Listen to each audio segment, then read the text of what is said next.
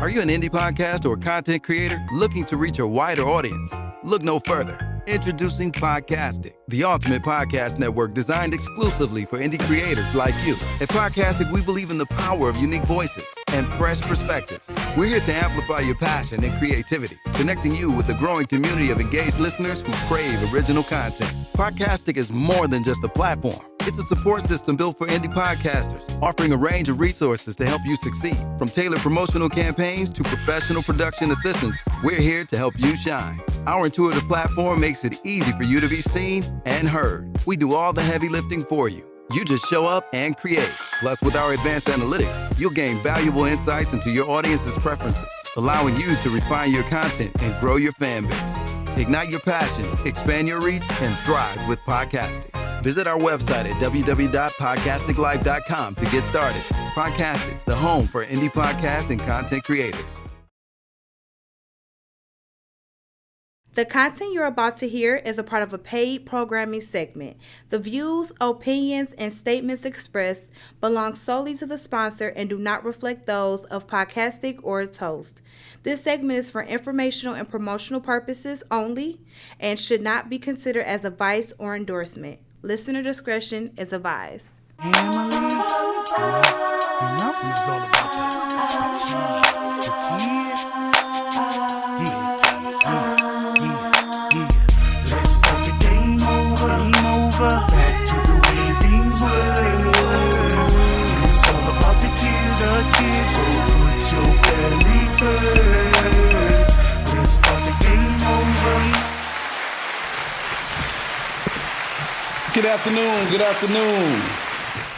Good afternoon. Welcome to Put Your Family First podcast. I got that head on backwards. Y'all know it's going down today. It's going down today, so you might as well get yourself ready.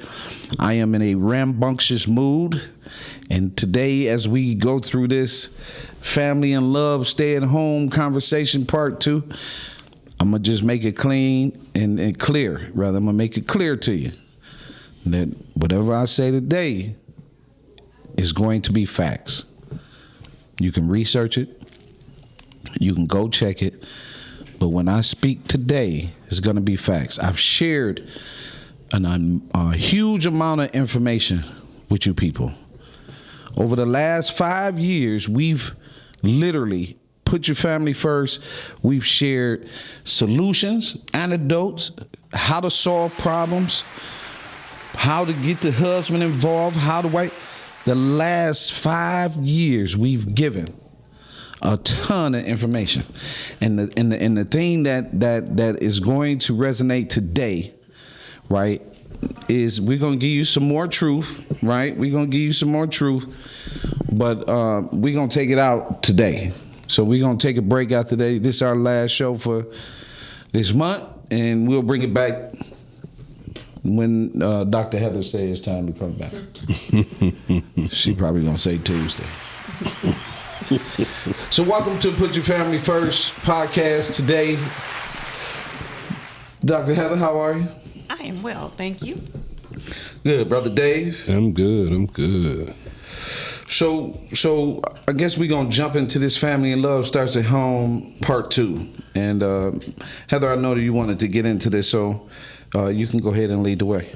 Well, I always like to frame this conversation, and Shelly Martin helped us to do that in our last episode. So I want to give a shout out to Shelly and for joining us and sharing her wisdom and her perspective that was really enlightening. And so if you missed it, make sure you catch it catch it on YouTube, catch it on Emmy TV as well.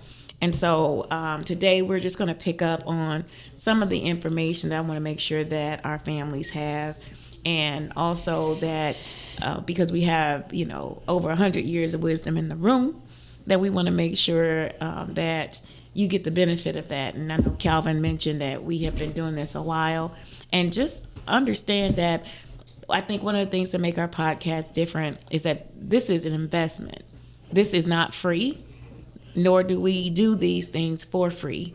We do it for a return on the investment. And the return is how our listeners and our viewers apply it to their lives so that they can help their families get stronger, our marriages get better, and our children receive the promises that they really and truly deserve. And so that is why we do this work. We do it for the investment and the return. We know that there's a spiritual component of this, and we know that there's a physical component of this.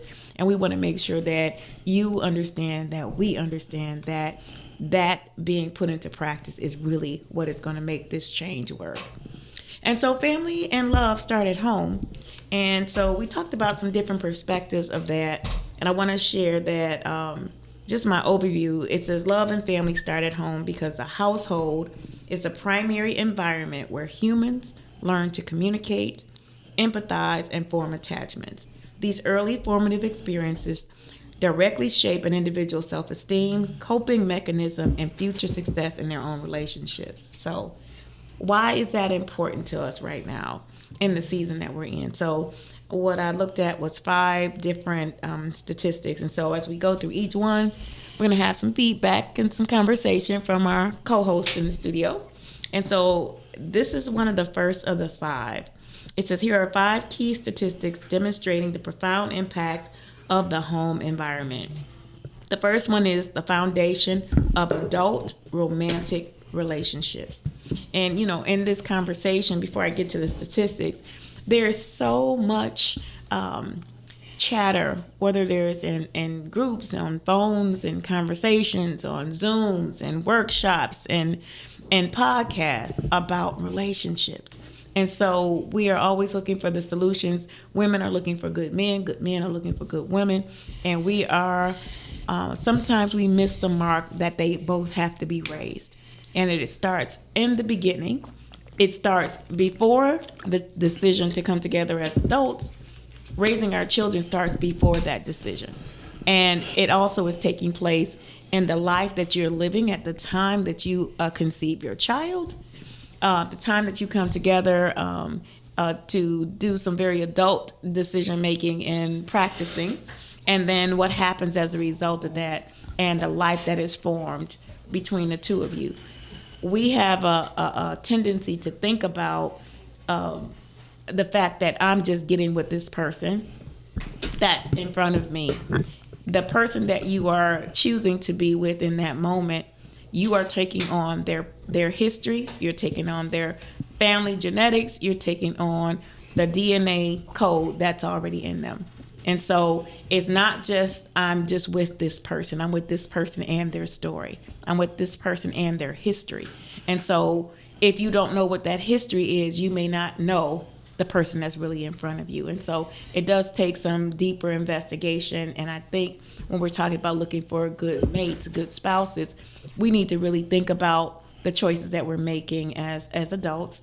And then also looking at our own story and seeing where we can improve our own story and where we can grow and develop into who we want to be connected to. And so, because that really is just the mirror. When we look at our spouses, we look at the person who we are attracted to, we're looking at a mirror of sorts. We're looking at what is reflecting back on us or what we are attracting. And so I think that's important as we look at the foundation of adult romantic relationships. It says, adolescents who grow up in positive family climates and experience effective communication at home are significantly more likely to form healthy, stable romantic relationships as young adults. Of course, that's from the National Institute of Health. And so it's important that, who you are now and understanding who you were is important, but also understanding who you choose is important. And so, any thoughts on that for the men in the room with me? Brother Day.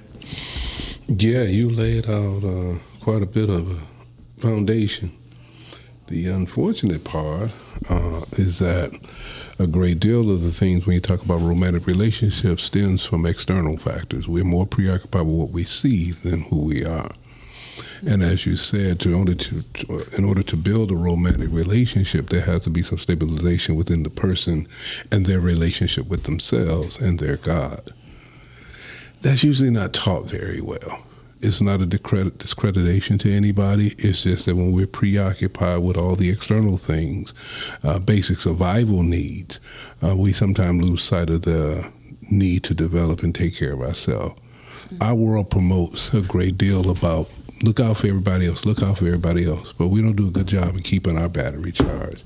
So obviously, if you get into a romantic relationship and you compromise and they compromise, then that relationship is compromised.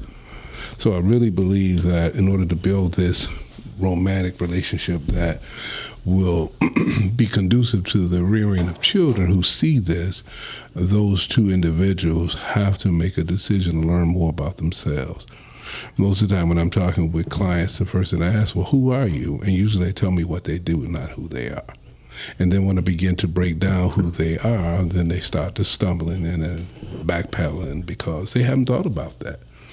So I think in order to build the foundation before you even get into an adult romantic relationship, you need to build a foundation for self.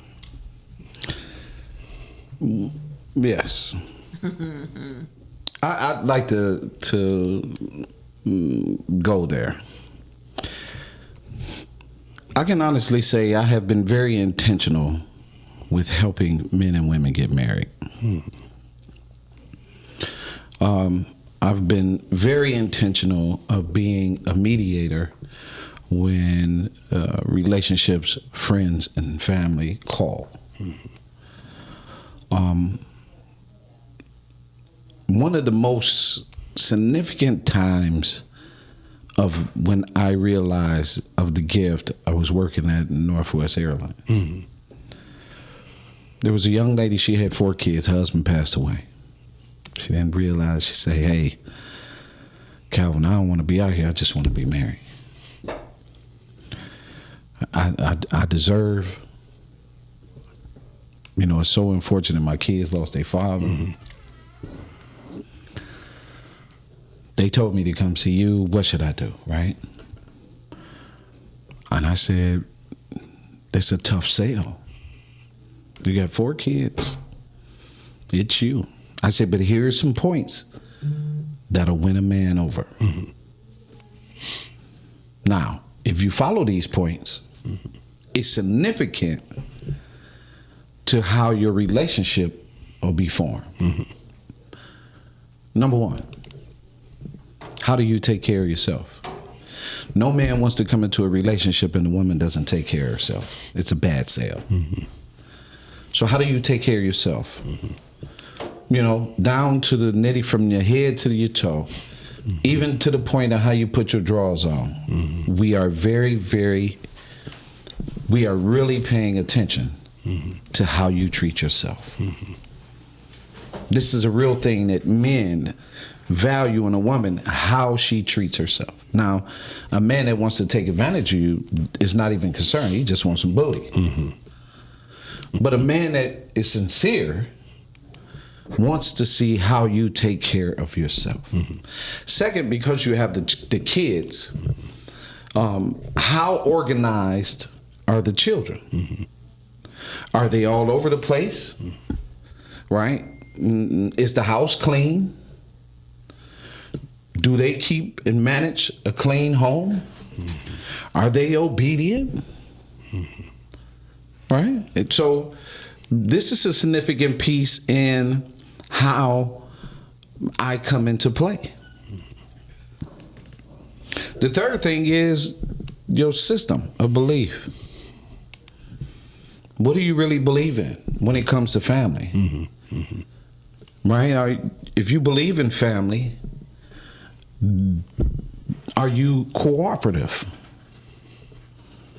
Right? So then what happens is that because of those things, the last thing is, are you a liar? Do you have yourself in other rooms and you just front? Because what's behind you is going to work its way in front of you. And what does that look like for the relationship that you want me to come in and you got these 4 kids and I might not have no kids? So when I walk through the door, am I respected? Do your children even know what respect is? She's married. She's married. And going on with her life. Got a good man. The kids got a good father. I think a lot of times what Heather said was true, right? we will draw who we are. This is why you have to start with yourself. Yeah, I drew this girl, and this is what she is. This is what you drew, right? You drew this to you. But if you, again, back to if you are not taking care of you, all you're doing is drawing somebody that can't take care of you. It's just that simple. And I think that's what happens. Back to what she was talking about the kids, we have an expectation. And this is what I told my cousin. She made a post, right? And she talked about how a guy sent her a picture of his anatomy, right? And I told her, I said, cuz, there's some women that answer those. They get to see one in the inbox, bang. They ain't telling you.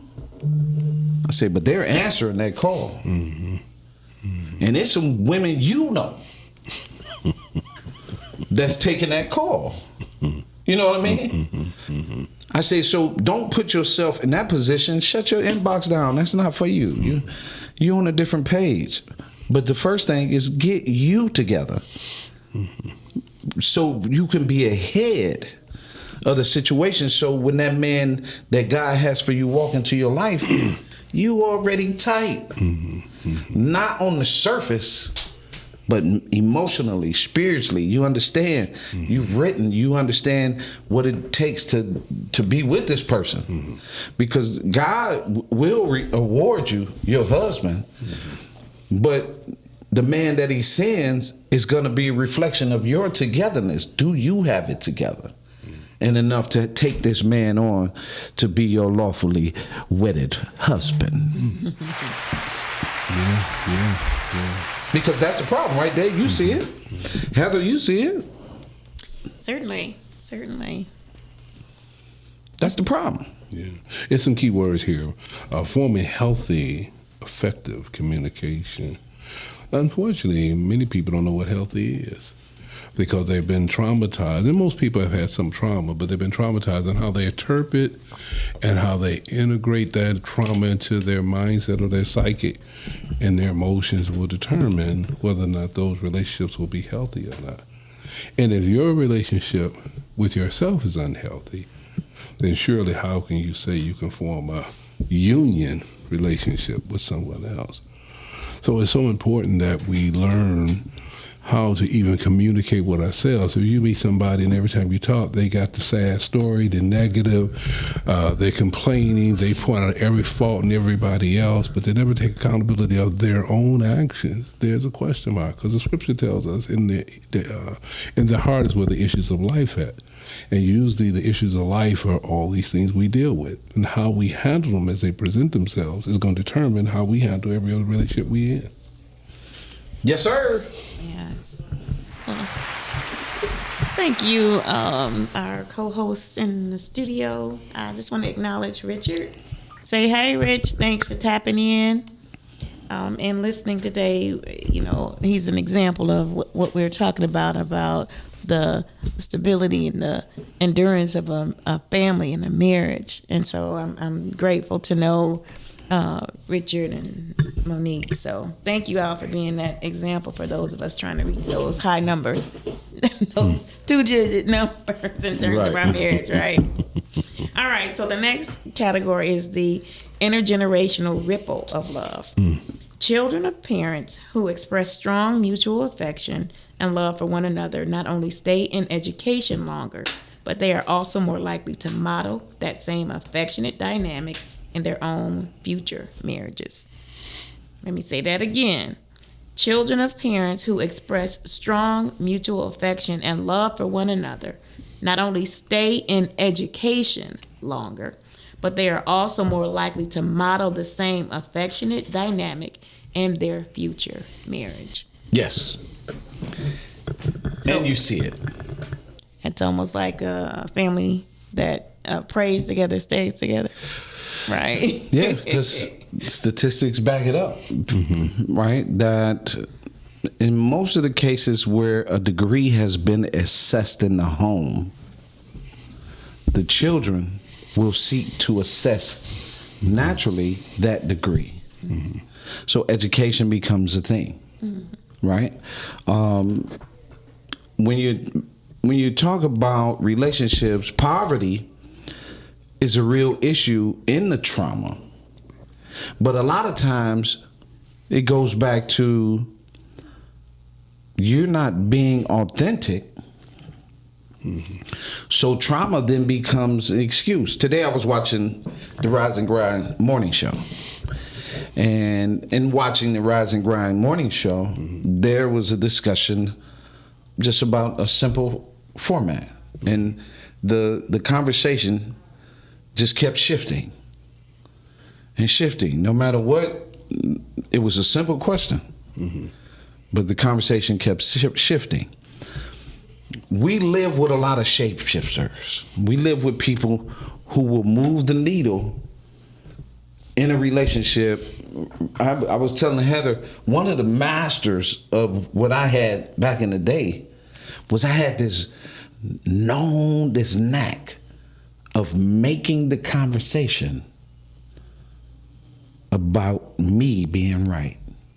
I was addicted to turning the conversation until I was the one that was right. And then I heard myself. Right? And then I had to really come to some knowledge of self. No, Cal, you can't do that. That's full-blown manipulation. You're using the skill for all the wrong things. People are going to be harmed. Somebody going to be hurt. You're going to run through this person. Yeah, you done knocked this girl off. You done did this. That full-blown manipulation, right? Just so I could be right. So me being right was me having a very high sexual rate, me being able to do whatever I wanted to do, me moving people verbally, using the skill for all the wrong things. And that causes a certain amount of trauma because you can't keep up with it because you're constantly shifting. And so when the simple question hit the table, you can't answer that simple question because you're so used to shifting the conversation to about you. There was a situation in a conversation where the young lady said, not on the show, this young lady said, the worst thing we can do is in a conversation and a person offers up some information about them is then taking their conversation and then making it about you. Yes. And you see that a lot. Interesting enough, if you get an opportunity, I don't promote movies too often, but I will promote the movie Backroom. And it goes into the psychological dynamics of how the subconscious work and how the impact of things that you go through can traumatize you, and then they recede into your back of your brain there, and you see the world from only your lens. And the lens is very narrow. Now, it's a little out there, I put it in the Alfred Hitchcock kind of mind frame. But, they're going to put the little gory, and that's the nature of the beast. But when you go and look at the psychological dynamics that exist between the relationship, and this is between the conversation of the patient and the counselor, who both went through trauma, and all their backstory governs their behavior present date. And one of it is about me. People searching for validation, for approval, to be accepted. And those things at some point will tell your story. If that's what the Bible tells you, be quick to listen, slow to speak, slow to anger. And I always tell people, you don't have to believe in the Bible, you don't have to believe in God, but those principles work. Because when you start digging deeper, they emphasize the importance of who you are and who you're looking at in the mirror. So, and when I listen to people who have to be right, you know what? I let them be right. It took me a minute to get there, but I let them be right because it's their right. It's not my right. Just because you tell me the sky is green don't mean it's right for me. But if that's what you see, that's okay. But the reality of it is that I can now understand what's happening within you because, again, if 99.9999% of the world is looking at the sky as blue and you say it's green, there's a question mark to you. But people don't want to answer the question about themselves. You took a lot to look at yourself and say, that question need to be answered and reframed. Yeah, to find the appropriate answer. Yes, sir. And it really gets in a way because the first thing we always want to throw up is our emotions. especially to protect my lie. I'll throw up my emotions. Oh, you don't understand me. You're not listening. You just think it's so and so. No, if you cut out the manipulation, baby, we could really get to what's here. Everything is not about emotions. I've been sharing this link from Dr. I forget his name, right? So you know how Dave, we always professing. This is a man professing what fathers say to their children. And same thing they would say to their spouse, right? You can't do everything for them, even if it's gonna hurt them. When raising children, you gotta let them go through that so they can solve the issues themselves. They have to think for themselves. They have to process for themselves. But if you, as I said, if you keep throwing the carpet down before they hit that concrete, they're gonna pause in mid-air just to wait on you to throw that carpet. Now, the time you don't throw that carpet, they're gonna smack that ground. And when they smack that ground and ain't nobody around, they gonna then start thinking, okay, I gotta get up. The same thing with relationships. Some of this is just practical. Now, I understand that we have to be connected. Baby, I love you. Honey, you sweet. Right? I understand that that's part of what she requires is connection. Men don't understand a lot of times that they're in control of their own pudding just by having connection.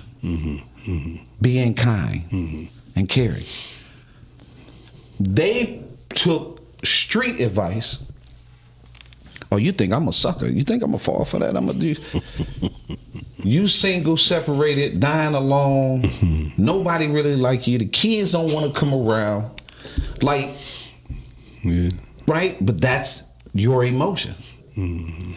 When you get out of that and you start understanding, as we all have deal with people, when you're able to just talk and say, hey, you know what, I was wrong. Right? Because a lot of times I think the perception out there is men don't apologize. We do.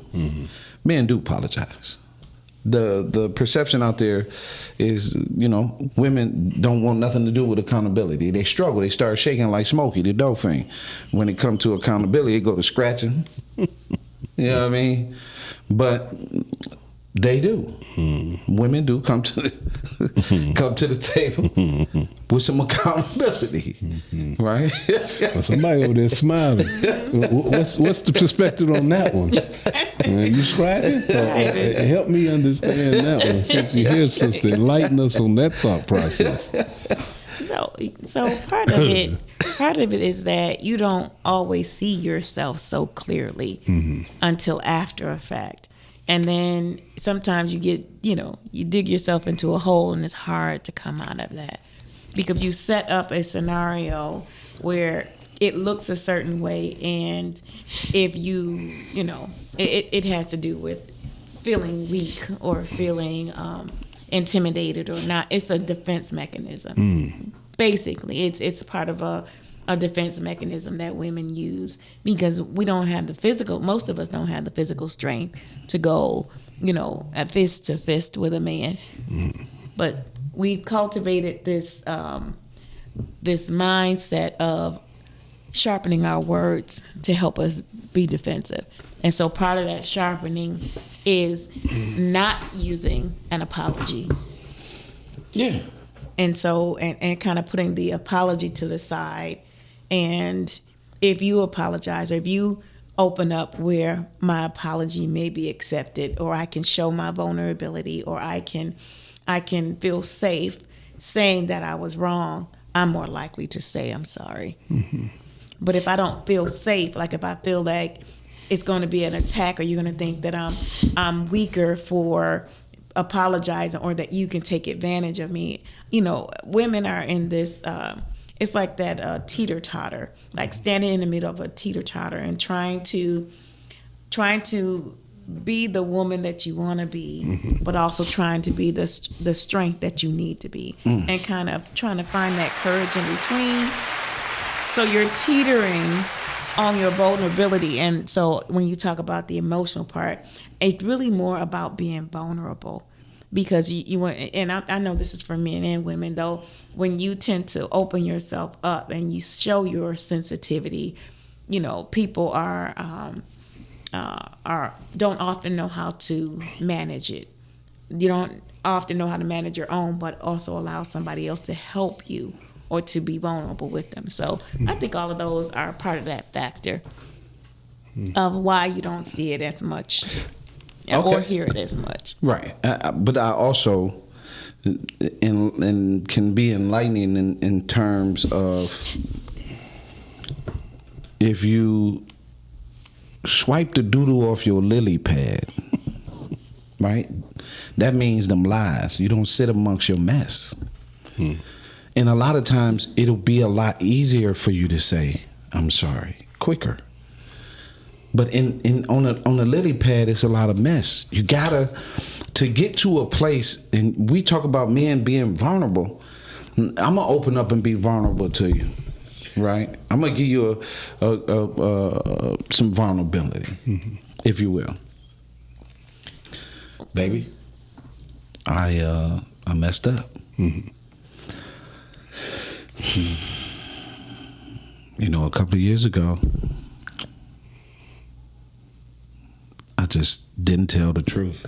You know what I mean? I didn't go over Miles' house. I went to the bar, and I was contemplating. And old girl met me at the bar, and I was getting ready. I was this close to knocking her off, but I didn't. And so I'm coming to you and giving you my truth. Now, can you handle that vulnerability? Because I'm bringing you that truth. Can you handle that vulnerability? And I think a lot of times it's hard for people to, it's just vice versa. She come, yeah, remember that time? When I went, because I had that situation. When I, remember that time I went out of town, all of that, right? Yeah, but my intuition is high. So I told you not to go because I knew something was up, right? My point is, you chose to go, which means you were in a space and a place for decision. But you brought that vulnerability to me. Now, the old me, I took advantage of that. The new me, I'll listen. I'll get on the phone. I'll call my dog. I'll call another one of my guys and walk through it. Because the circle of men that are around me can help me process the situation. What we're not doing, right? And it's too much I'm gonna knock off your girl, and I'm gonna, you ain't man enough, so I'm gonna come through. All y'all to the left, y'all stay in that puddle, because in that puddle is the issues that's wrong with the children, because of how you conduct that. That whole area where we doing all of that brings nothing but problems to the children. What you do is going to fall on the children. Now clean it up, clean the lily pad off, and let's really focus. You see a completely different style of family, as you mentioned, Rich and Monique. But these different families that I see, where they're healthy, they're having these conversations we're talking about right now. And the vulnerability. That's a high level of maturity and emotional intelligence. Yes, the concept starts off with self-awareness. And if you're not aware of yourself to handle these type of emotions, then that's going to still be on a continuum. So that same scenario will just blow up in both people's face. Yes. Because first, when they decide to make that decision, the issue, they'd already told you they weren't mature for that, because they took the negative route versus the positive that you just brought. Right. So it takes a lot. One of the things I wanted to ask you, Dr. Heather, was vulnerability. See, now you know how I feel about gender. I know they're important. and race and all those things have their significance. But does the same vulnerability and application that you presented apply when you're talking to another woman? No, I'm talking about a woman. I ain't talking about the mix-ups. Yes. So I would say yes, because the chances of you having the same experience is high. The chance of you hurting me with this information is high, or I should say low. So can I be safe having this conversation with you, and can you still accept me for who I am? If it's between friends, I would say yes. Okay. So she's less likely to judge you, and if she's a wise friend, she's more likely to help you correct it for yourself. Now, Calvin brought the same thing. He brought, if he called his boys, you say you talk to your girl. But now, in real time, when I sit around and listen to conversations, I don't, and especially when they get into the complaining aspect versus explaining, I don't see that. In everyday living, I don't see that. She is so and so and so, he's so and so and so. All these things that you think that people are sound to be able to articulate, express, gain understanding, and walk away with resolution. I don't see that. That's the way and I say that in real time, meaning the majority of the time. These conversations we have in here, this is people who have been transformed, renewed, and cleansed to have matured to be able to have this adult conversation. Right. But real time, you counsel, I counsel, Calvin counsel. In real time, that's not usually the norm. So my thing again goes back to, how do we prepare ourselves in order, when we place in these situations, because Satan is busy, so he's going to bring every opportunity he can to get you off your square. And so will you be proactive, is what we're doing. We bring solutions, resolutions, and all the things to help, or you're going to be reactive and remain in your emotional instability, if you will, and still act like a child. Because the man said, when I was a child, I thought as a child, reasoned as a child, act as a child. When I became an adult, I put off childish ways. Most people are not putting those childish ways off. That's why the relationships look like they look. And who becomes a recipient of that? Those children. And here's an interesting perspective too, that there are a lot more women seeking professional help. Absolutely. Either they're seeking counseling or coaching or therapy, and it is what's trending right now. And so if you are with a good professional who is helping you navigate that, you'll eventually move through that phase. And so you'll be able to see yourself a lot more clear. You'll be able to acknowledge, even if you don't go back and share that fault or share that, that accountability with the person that maybe had been harmed in the process. You are starting that inner dialogue. So the other part of that is that karma takes care of itself. It's you don't get to get around the karma. You don't get around the karma. You may not see it when it hits. You may not call it when it comes, but you do not get to get around the karma. So when the karma happens, if you will, most people still do the same thing. They pass the blame. It's because, John did this and Betty did that. This is what I see all the time, every day, is that people refuse to take accountability. In that story I told you about the back room, that's what it's going to take you to. People's lack of being able to take accountability. And as much as the world is accepting coaching, counseling, redirecting, they still go right back and do the same thing. That's mind blowing. Yeah. Well, it does take a few cycles, though. It does take a few bumps and bruises. It does.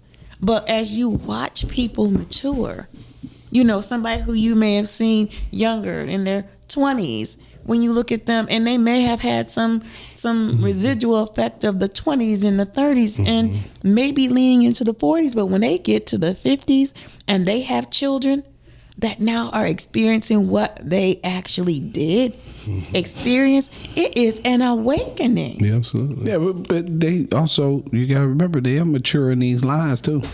They'll ride them out. We didn't seen it. Everybody got a friend that told lies their whole life. Everybody got one. But that also means that everybody's aware Yeah, the of people that's around. what the harm that can come. And I don't believe that people are intentionally looking to harm others. I think some people are stuck or trapped. Yeah. Well, yeah. But it does, even in that, it does not negate the karma that comes. Whether you speak it or not, there is correcting happening. Oh yeah, it's gonna show up. And so, it's gonna show you know, and it may or may not have the appropriate witnesses to it, but it's gonna happen. Yeah, it's gonna show up. It's gonna show up. So you don't escape it. So you may be stuck in a loop of repeating some behaviors until you really cry out and like, I don't want to do this anymore. I don't want to feel this anymore. Now I've seen that. I've seen that happen time and time again. I don't want this anymore. I don't want to live this life like this anymore. I don't want to keep having the same situations because now my kids are having it. Now I see it in my children. Now how they're looking at me is X, Y, Z. And so I think I one of the things that I appreciate about how God creates, one, there's a ram in the bush. There's a ram in a bush. That's one. Two, that this karma, the reciprocity, the law of sowing and reaping, right? That is still in play, and that just as things are born into this existence, they also die in this existence, and so with seasons and cycles, nothing and no one stays the same. Even if you don't see it outwardly, it doesn't mean that the change is not happening either in them or away from your view. So I lean on God with that level of understanding and try to keep the judgment from my own lips. And I say judgment, I'm talking about the good, bad, right, and wrong labels we put on things and on people. Yeah. Well, if we don't judge to criticize, you make judgment to understand, because every day we make judgments, right? Right. So as long as we're striving to understand, as that scenario Calvin brought up, if the two people have reached a point of maturity where they can sit down and have this discussion, they're not looking to judge. Right. But how can we rectify the problem so we can remain in the house and continue to keep our home? So I think that's significant. And also with I talk about this backstory and how important and significant that is, because some people, are really bound by what they saw growing up. And they're also bound by the memory imprint in that DNA. So they're living out some things too that their parents lived out.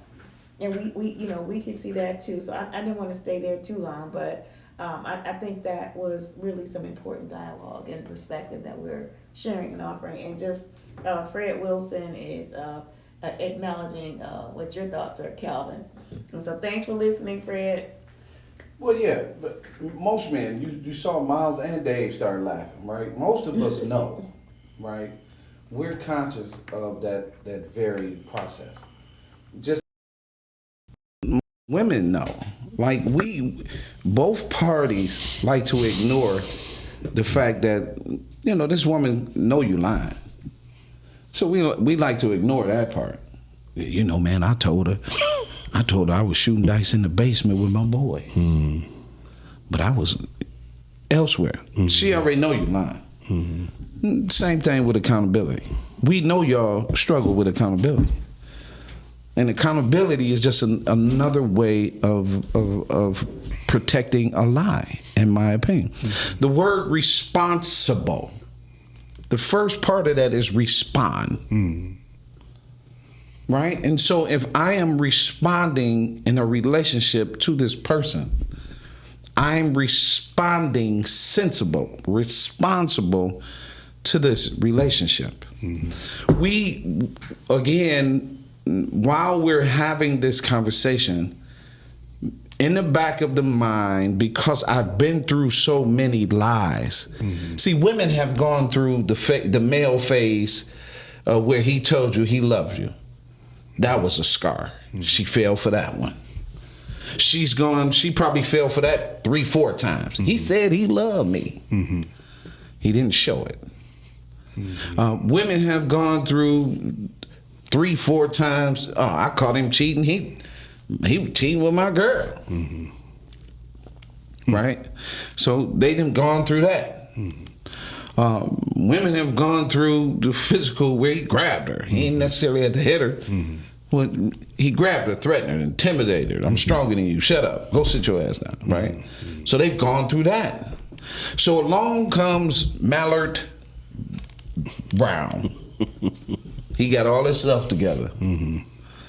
And so Mallard is walking into that whole process. And vice versa. She's walking into that whole process. So getting an understanding means getting to know someone. Right. That's the getting the understanding. Getting to know her. Getting to know him. I'm going to trust you because I got walls too. And that's a flaw in this whole conversation, is that men and women have walls. And a man's wall is made up of concrete, steel, and a bridge. The woman's wall is made of metal. Now, both of them tough to get through, but I can get through this metal a little bit easier than she can get through that concrete, steel, and that bridge. Because men, regardless of how they view it and hide it, that is emotional. The fact that I'm protecting this process for who I'm really going to trust, this little boy that I'm going to hand you.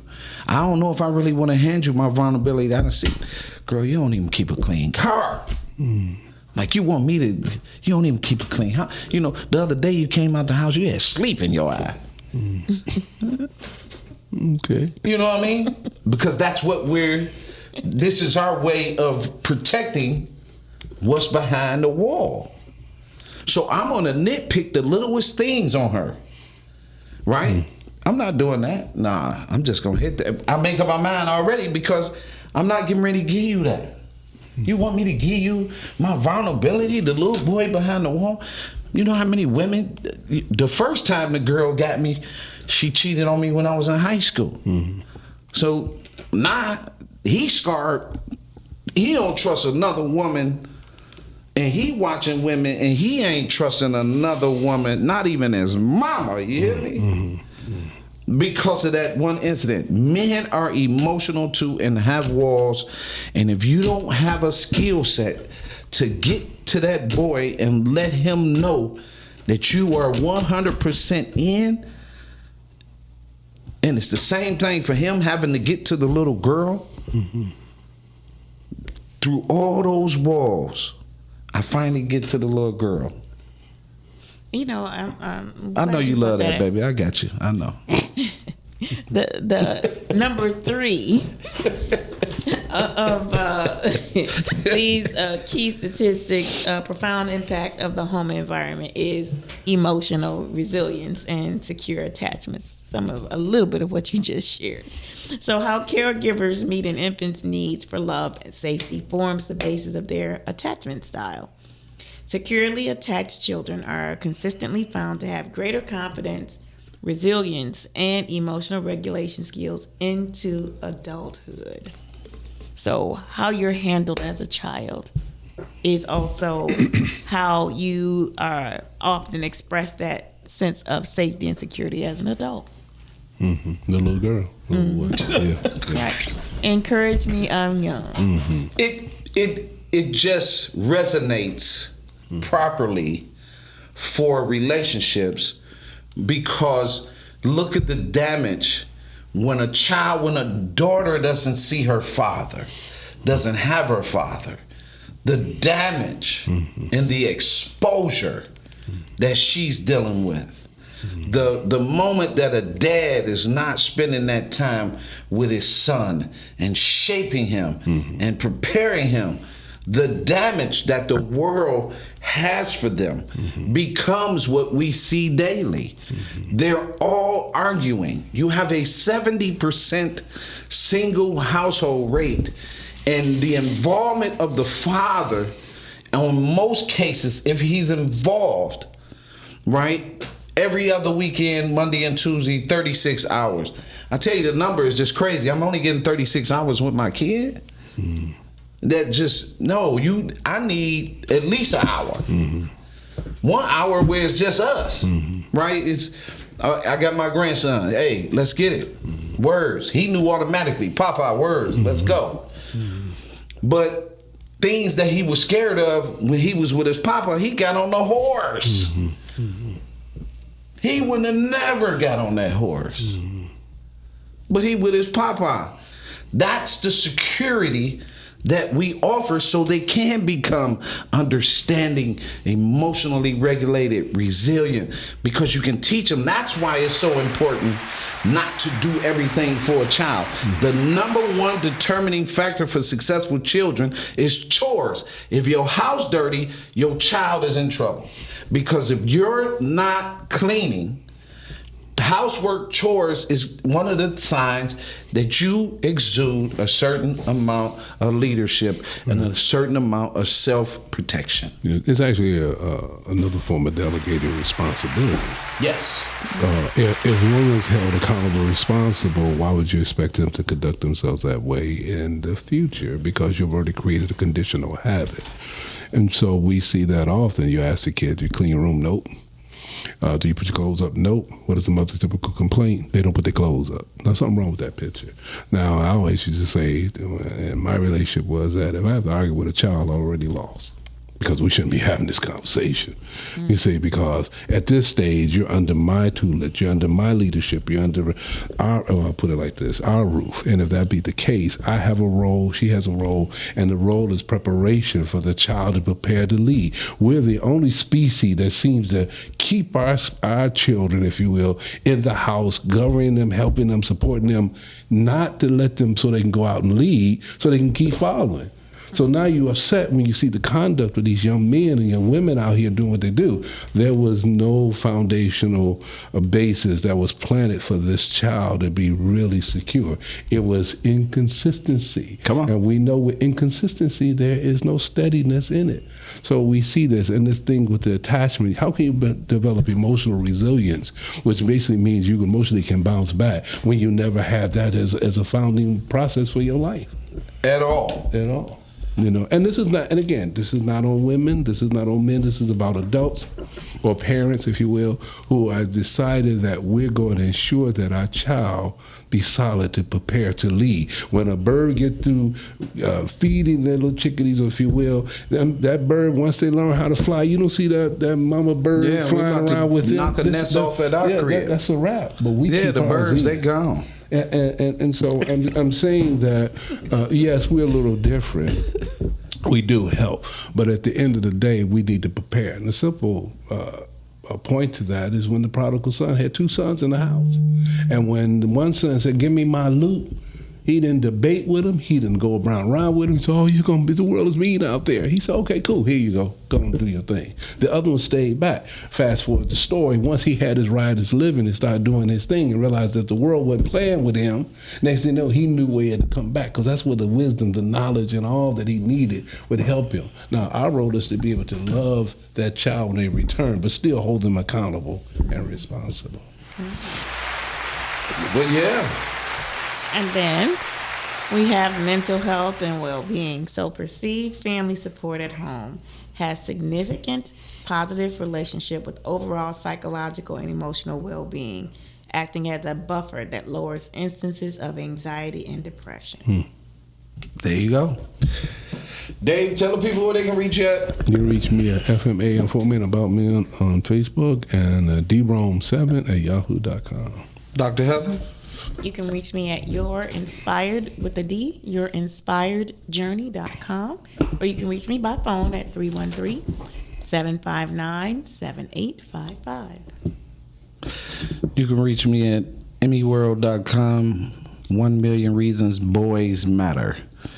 Donate, start today for us to expand. I want to say this because I think it's important. We started out this conversation where we shared some facts. People always talking about what's facts. Well, we shared facts, right? We shared it from experience. We've been sharing, again, 5 years. A lot of people don't want to change. Some people are very comfortable in their foolishness, their lies. They think that they can change the different ways that they present the same bull. Right? So I'm going to change it this way. And I'm going to change it this way. But I'm still presenting the same lily pad, if you will. Right? I try to tell the young men, Dave and I, and Heather as well, we try to tell the young men about being consistent in the mentoring program. We make sure that we give them 12, 11 pillars of character. What's the importance of having quality character? Now, I don't have to judge you. I don't have to go through the process of judging you. I don't have to listen to you. I don't even have to help you. But the one thing that is consistent is you're going to show where your investment is. It's going to show. If you invested in yourself, as I said, if you want a quality mate, you're going to need to invest in yourself. Clean up some of that stuff. Move it. When I saw the porn girl get married, the porn girl got married. She stopped doing porn and got married to her husband and is talking how she turned her life over to Christ and they're having children. So when I saw that, I said, wow. She cleaned up her lily pad. She's not the only person that can clean up what she's done. Too many of us let people, outside influence, conversations determine how I clean up my lily pad for me. Cal, you the old Cal. No, I say my brothers probably still think I'm Bubs. As we had that conversation, the old me would have snapped. I would have just used what I got as a weapon, but I didn't. Not only have I matured, I understand what comes with this change. Every last one of us in this room has changed progressively, not necessarily just because of age, but because we wanted to get better. If you want a good man or a good woman, you have to get better. You got to let some things go. You got to take your feet out of these different rooms and really clean up what is behind you. And how you clean that up is that you don't go back and entertain it. You get rid of it. You get rid of it. You don't go back and entertain. I'm still over here, such and such. Because if you keep dabbling in the same spot, that's where you're going to be when they find you. That is exactly where they're going to be when you find it. We know a bunch of gangsters, Miles, that died on the very street that they sold dope on. We know a bunch of gangsters is gone to jail for the very same thing that they called themselves they couldn't change. We know a bunch of players from the Himalayas that's doing the same thing. 50, 60 years from now, they 72 walking around dragging their right leg, talking about, I'm still that guy, right? But tomorrow we wake up, you're in the newspaper, you died alone. Live by the sword. Die by the sword. So I'm saying this as we close up for the season this year, being this is our 6th year of Put Your Family First. We've won 5 awards for Oscars. I still want that track. I'm still pushing my track. There you go. Right? But I say all that to say, man, this has been, and Miles, I can't thank you enough. Yes, Miles. I was sharing. Thank you, Miles. I was sharing with Derek Friday. It was Miles. It was Miles who called and brought me on the 9 Mile. Kel, right? Now I done seen Miles on Greenfield, downtown. Miles called. Well, if he called me, how I felt about him, I'm going. We went. So because we had already determined the fact that we was changing our circle, raising our level, now we're not only just over here, but we over there in Southfield. And now Emmy went from Detroit, and now we in Southfield as well. And I can't say it was just, Miles, but Miles made the call that triggered these relationships. And so I'm grateful to that call and appreciative. And the one thing that a lot of people bark about, he ain't got a phone call yet. He didn't get phone calls from a bunch of haters. But he ain't got a phone call yet. Somebody said, yeah, Kel said this about you. That's not how loyalty works. No. I give it up to the guys, the people in my life, because they have helped me grow. I grew because of that phone call. So I can't thank you enough. This has been the 6th season. Dave, I love you. I appreciate you, man. Yeah. All right. And I'm glad that what we're doing here, baby, I love you. You know I love you, baby. baby. Look at her grinning like a chess cat. You like that. I love it. Say it again. Baby, I love you. He got that barbecue ready. Yes. That's the setup. That's that cue. That's that cue. Just for you. But we'll see you all next season. And remember, always, no matter what the circumstances, the best situation for the culture to get better and move better is put your family first. Peace. It's all about the